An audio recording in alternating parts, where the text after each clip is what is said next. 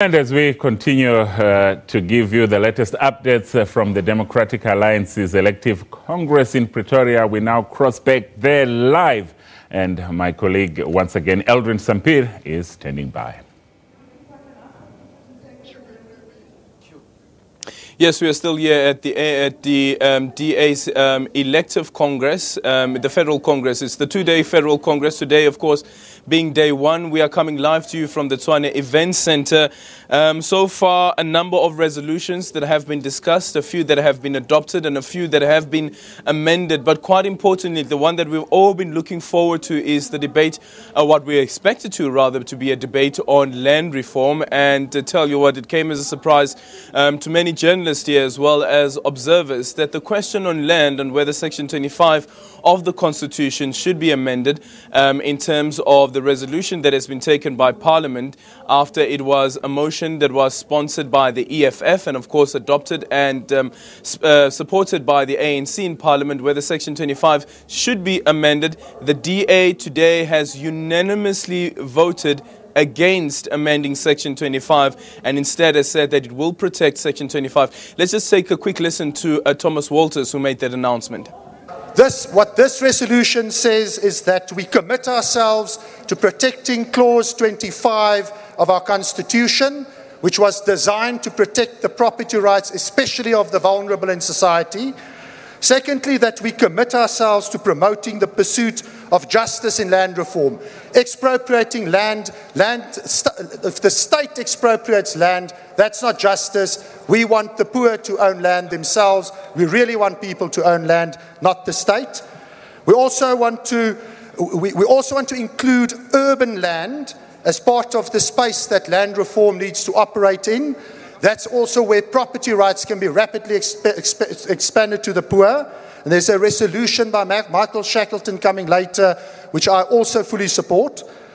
And secondly, that land reform will not be used as a divisive and racially charged lightning conductor from government failure.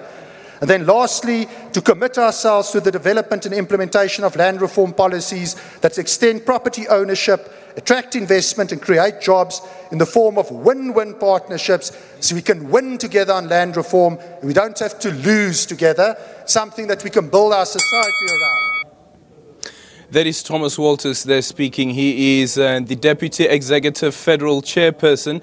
Tell you why this is so important. What this means is that what the DA will be doing is heading into the 2019 elections as part of their campaign. Their campaign will center around protecting Section 25 of the Constitution.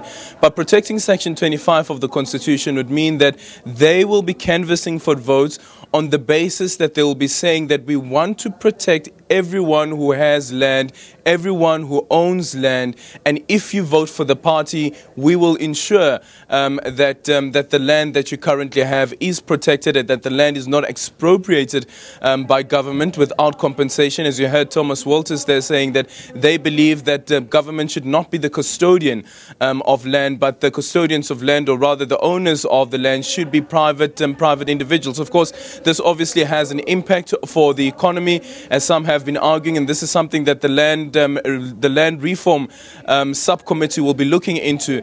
The Banking Association has made a lot of noise around this, saying that they have given a lot of loans out to private individuals as well as to companies to acquire some of this land. What does it mean when Section 25 of the Constitution is amended and the land expropriation without compensation then becomes legally binding? Does this mean that all these institutions, including banks, that have given money out to lenders, rather is giving money out to clients to acquire land, that they will lose out on that money that they have given away? Quite important as well is another resolution that was taken by the party.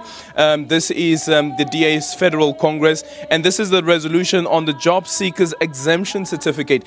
The Job Seekers Exemption Certificate, how this works is that looking into the minimum wage that has been set by government. I think it's 3,500 rand a month. What the job seekers certificate now does is that when you were looking for a job and you cannot find a job after 12 months, this then means that what you can do is that you can sign a certificate that gives you the right to opt out of the 3,500 that has been stipulated by government. Some on Twitter I've seen on social media reacting to this news, saying that the DA is really regressing on the progress that has been made so far. And you remember, of course, that this has been something that has been championed by the current president, President Cyril Ramaphosa, who was then the deputy president of the country when he championed this at NEDLEC. So the option being out there, so if you decide that you want to take less than 3,500 rand, 3,500 rand a month from a job that could